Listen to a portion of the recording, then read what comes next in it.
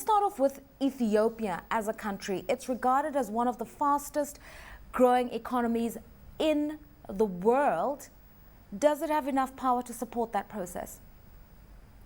Yes, at the moment Ethiopia is developing quite a lot of power plants, and all these power plants, apart from just feeding their own national needs, is going to impact a lot into the regional power pool, because they'll be feeding most of the renewable power, green power, into the power pool.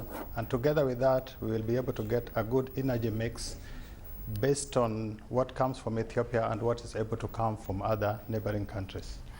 There are concerns, though, that Ethiopia itself, with a population of over 70 million people and population growth rate at about 3% per annum, has immediate needs which it cannot satisfy. There's the question of what the per capita income of the average Ethiopian is and what the cost of electricity is, and those two things are a disconnect. What's Ethiopia's power policy? Ethiopia, at the moment, the cost of power in Ethiopia is pretty competitive comparing with the other countries around the region.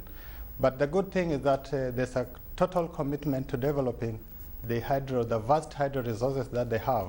And this, of course, will impact quite a lot on the economic growth, because most of these countries cannot grow without adequate power.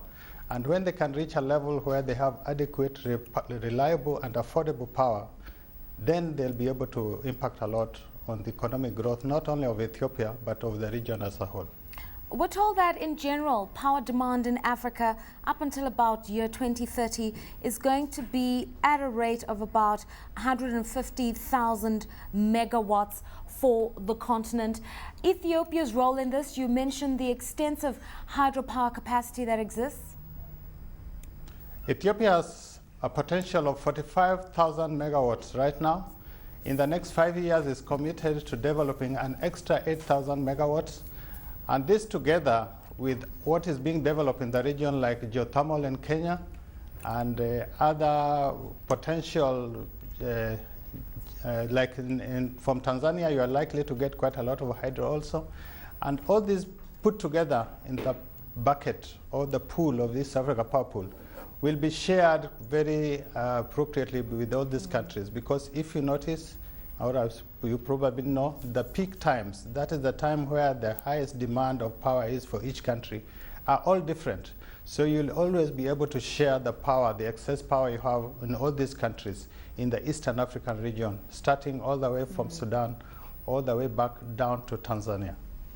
Talking about sharing resources within East Africa, let's talk about proposed projects such as the building of a hydropower dam that would produce about 15,000 megawatts over the next 10 years.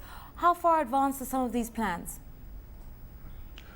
Well, the plans we can positively talk about are those that we have captured within the regional master plan, that is East African Power Pool Regional Master Plan. And this is not only on hydro, it looks at all the potential resources, which even includes the wind potential, like 300 megawatts coming from Kenya, another 3,000 geothermal also from Kenya, and also hydros coming even from Kivu, the gas, methane gas from Lake Kivu in Rwanda. We are all considering all this together to feed in the regional master plan. So we are not only looking at power from one country, but we recognize that Ethiopia has the highest hydro of about 45,000 megawatts. Well, you know, this hydro dam I'm talking about, it's reportedly going to cost something like $12 billion to be dispersed over the next 25 years. This raises then the question of investment opportunities and whether or not we're seeing any interest. There is a lot of interest. What East Africa Power Pool is doing is to provide the environment for investment. We are coming up with the necessary frameworks, the policy framework, the regulatory framework, the legal framework, all these framework, institution framework. We are coming up with these frameworks, and these frameworks facilitate investment in the region, because the major challenge has been the level of the off-taking of this power. And because there's not been a proper level of off-taking of the power, the cost of doing small projects, when you sum them up to the required power, is very expensive. So we are looking at the economy of scale that can come out with a regional approach to developing power and putting the interconnection lines between the countries. And if the investor knows for sure that there's going to be a big market, a regional market, then the risks of the off-taker, that kind of risk disappear. And also the country risk, the perceived country risks, all these disappear when you look at the issue of a regional approach, because we are not looking at only at one country, we are looking at a region.